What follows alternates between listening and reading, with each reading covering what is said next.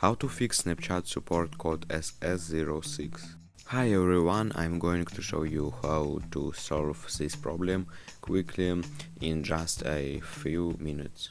It's very simple. First we need to check the update of our application, a frequent version that may cause a problem.